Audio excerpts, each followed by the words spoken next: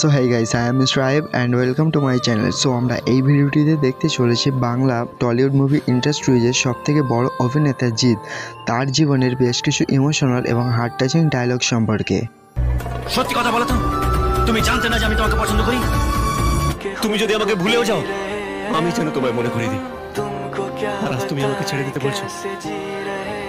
আর ভাই, Bangla Tollywood movie ইন্ডাস্ট্রিজের সবথেকে বড় অভিনেতা জিৎ, তার এই ডায়লগগুলো দেখলে আপনারা হতাশার মধ্যে থেকে অনেক মুক্তি পাবেন। মানে সহজ সরল ভাষায় বলা যায় যে এই স্ট্যাটাসগুলো অনেক ইমোশনাল এবং হার্ট টাচিং। যারা হতাশা বা ব্রেকআপের মতো রোগে ভুগছেন তাদের কাছে এই ডায়লগগুলো হলো এক প্রকার ঔষধ। তো যাই হোক, চলুন আজকের ভিডিওটি এখান থেকে শুরু করা যাক। আর হ্যাঁ, ভিডিওটি শুরু করার পূর্বে please hit the subscribe button and press the bell icon.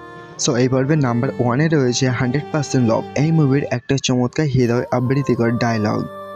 সত্যি কথা বলো তো, তুমি জানতে না যে আমি তোমাকে পছন্দ করি? অনুরাধা অনুরাধা করে সারাক্ষণ মেতে থাকতাম, সেটা দেখতে না?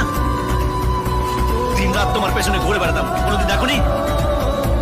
আরে মেয়েরা তো 1 কিলোমিটার দূর থেকে বুঝতে পারে কোন ছেলে তাকে দেখছে, আর তুমি অফিসে বসে সারাক্ষণ তোমাকে দেখছি, সেটা বুঝতে পারোনি? সব জেনে শুনে নাকাম হচ্ছে না? আরে তোমার যদি আমাকে পছন্দ নাই থাকতো তাহলে বলে দিতে পারতে যে আমি একজন নানাকে বিয়ে করতে চাই। তোমার সঙ্গে আমার স্ট্যাটাস মেলে না, তার জন্য সবার সামনে তো নাটক করার কি আছে? হ্যাঁ, লোকের সিম্পাথি পেতে চাও, তাই না? সো এই পর্বে 2 নম্বর অবস্থানে রয়েছে অভিমান মুভির একটা চমৎকার হৃদয় আবৃত্তিকার এবং কষ্টের বেস্ট একটা ডায়লগ। একটা সম্পর্ক ভেঙে গেলে সেটাকে আবার করতে যে কত কষ্ট, কত পরিশ্রম, সেটা আমি জানি না। তাই আরেকটা সম্পর্ক ভেঙে যায় সেটা আমি জানি, আর অভিনয় সেটা আমি পারি। তো এই পর্বে 3 নম্বর অবস্থানে রয়েছে কোয়েল মল্লিক এবং জিতের অভিনীত শেষ থেকে শুরু, এই মুভির একটা ইমোশনাল এবং হার্ট টাচিং ডায়লগ। পূজারি, ভালো লাগার ভালোবাসার পার্থক্যটা কি জানো? ভালো লাগা হলো ছেড়ে চলে গিয়ে কাউকে মনে রাখা, আর ভালোবাসা কাউকে ছাড়তে গিয়ে কষ্ট পাওয়া।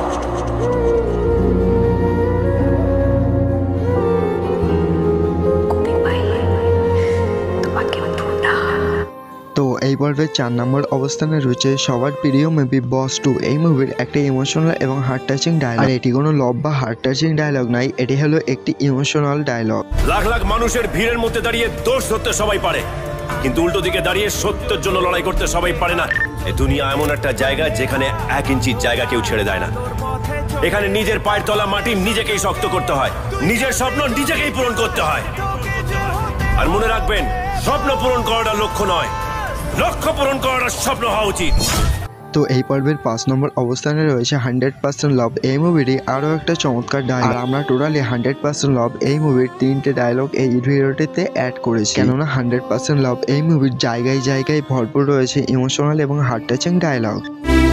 কবে বিয়ে করছো?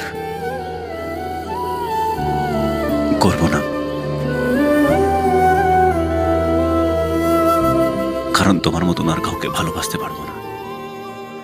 তো এই পর্বে 6 নম্বর অবস্থানে রয়েছে জিতের প্রেমী, এই মুভির একটা ইমোশনাল ডায়লগ। আর এই ডায়লগটিতে আমরা দেখতে পাই জিতকে পাগল বেশে ইমোশনাল ডায়লগের ভাষণ দিতে। ভালোবাসাকে বর্ণনা করা যায় না, এটা একটা অনুভূতি। এই কথাটা তারাই বুঝবেন যারা কখনো ভালোবেসেছেন। আজ আমি পাগলের অভিনয় করলাম।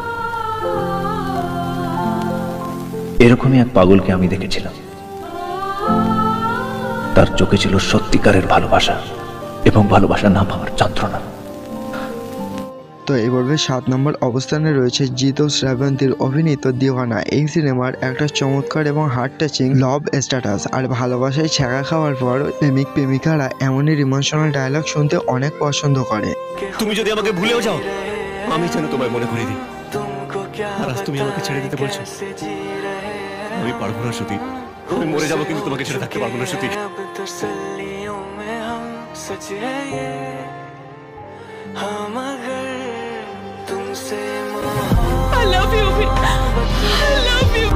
তো এই পর্বের শেষ এবং 8 নম্বর অবস্থানে রয়েছে 100% লাভ, এই মুভিরই আরও একটা চমৎকার ইমোশনাল ডায়লগ। যারা বেকারত্ব বা পরিবারের চাপে মানসিক চিন্তায় আক্রান্ত রয়েছে তাদের কাছে এই ডায়লগটি অত্যন্ত গুরুত্বপূর্ণ।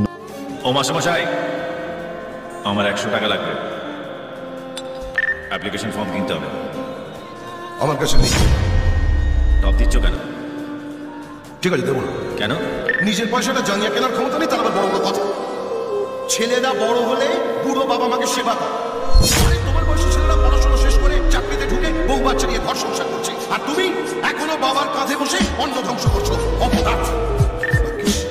চাকরিটা ছিল না, তাই এখনো মাথা উঁচু করে বাঁচতে পারছি, নাহলে তো কবে গিয়ে রাস্তায় দাঁড়াতো। তুমি জানো মাসে কবার আমায় ডাক্তারখানা যেতে হয়?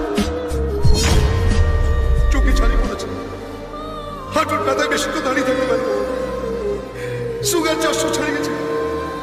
আর কি পড়ে গেলে মুখে আগুনটা অন্তত দিও। তোমার মতো ছেলের কাছ থেকে এর বেশি আর কি আশা করা যায়? তো ভিডিওটি শেষ পর্যন্ত দেখার জন্য অনেক ধন্যবাদ। আর একজন নতুন ইউটিউবার হিসেবে আমার অনেক ভুল বা ত্রুটি হতে পারে, তো তোমাদের কাছে ক্ষমা চেয়ে নিচ্ছি। আর যারা আমার এই চ্যানেলে নতুন রয়েছে, please hit the subscribe button and press the bell icon. আর কেননা তোমাদের এক একটা সাবস্ক্রাইব আমার কাছে অত্যন্ত গুরুত্বপূর্ণ।